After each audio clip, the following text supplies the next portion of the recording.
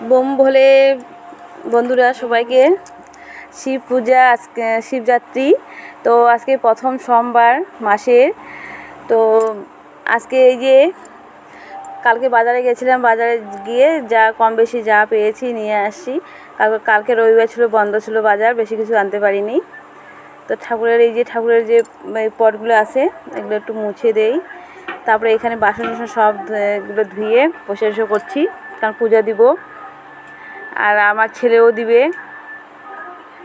এমনিতে আমরা প্রতি সোমবার করে আগে ঠাকুরকে বেলপাতাটা মানে পূজা টুজা দিতাম।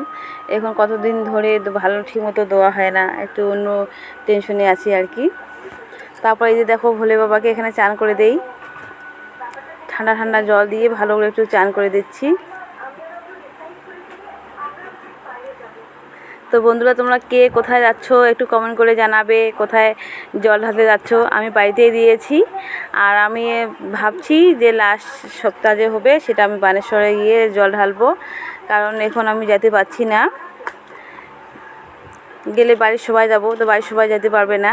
সবাই বলতে কি আমরা লোকে 4 জন আছি, তার মধ্যে 2 জন গেলে তো হবে না, 4 জনে যাব। তো সেজন্য তোমাদের দাদাভাই ছুটি নেই, সেজন্য মানে লাস্ট সপ্তাহে যাব আমরা। আর বাকি সপ্তাহগুলো যদি পারি বাড়িতেই দিব। পাশে মন্দিরও আছে, এখানে গেলে মন্দিরও দিতে পারি। তো এখানে প্রসাদ দিচ্ছি। প্রসাদ কী কী নিয়ে আসি, লাড্ডু নিয়ে আসছি, আম, তারপরে হলো গিয়ে নেশপাতি আর পেয়ারা, শসা এগুলো নিয়ে আসি বন্ধুরা, দিচ্ছি।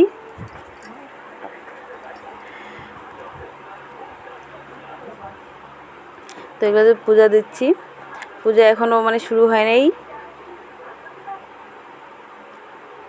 আমি আর ছেলে দিচ্ছি। আমার দেওয়া হয়ে গেছে বন্ধুরা। এই 2টা মালা আমি নিয়ে আসি, একটা মালা আমি দিয়ে দিলাম, একটা এই ছেলে দিচ্ছে।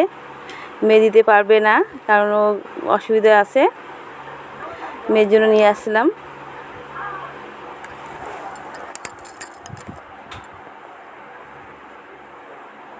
এই ছেলে দিচ্ছে এখন।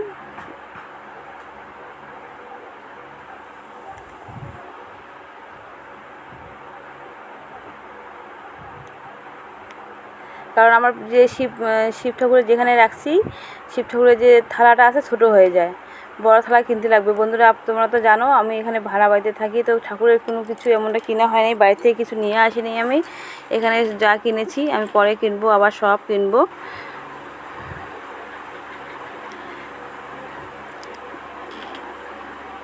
কারণ এমনি এখান থেকে অন্য জায়গায় যেতে লাগবে, আবার সব নিয়ে যেতে লাগবে এখান থেকে।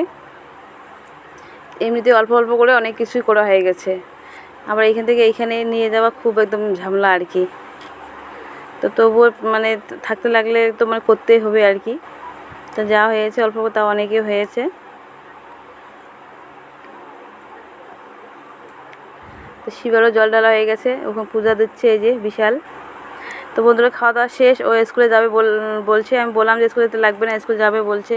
তো চলো আমি স্কুলে গিয়ে ছেড়ে দিয়ে আসি তোমাকে, কারণ স্কুলে আমি আজকে ওকে রেখে আসবো স্কুলে। আর ও বলছে একটা কম্পিউটারের বই চাই মা, সেই জন্য আমি বলছি চলো আমি রেখে আসি। তো খাওয়া দাওয়া হয়ে গেছে বন্ধুরা, এখন আমি স্কুলে যাচ্ছি।